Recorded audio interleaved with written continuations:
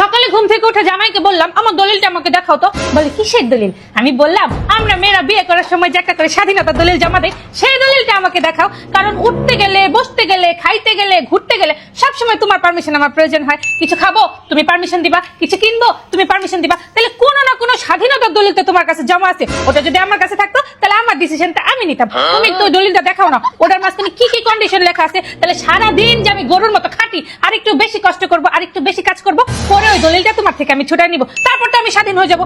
এই যে তুমি একটু পরে চাবি বের করে ঘোরাতে ঘোরাতে বলবা যে আমি এখন বাইরে যাচ্ছি, পরে আসবো, আমি তো এভাবে বলতে পারি না।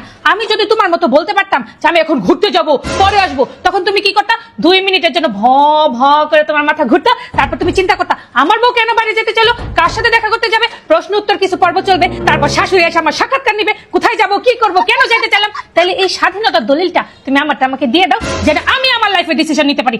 তোমাদের তো কোনো স্বাধীনতার দলিল নেই, আমি তো তোমার লাইফে কোনো ডিসিশন নিতে পারি না।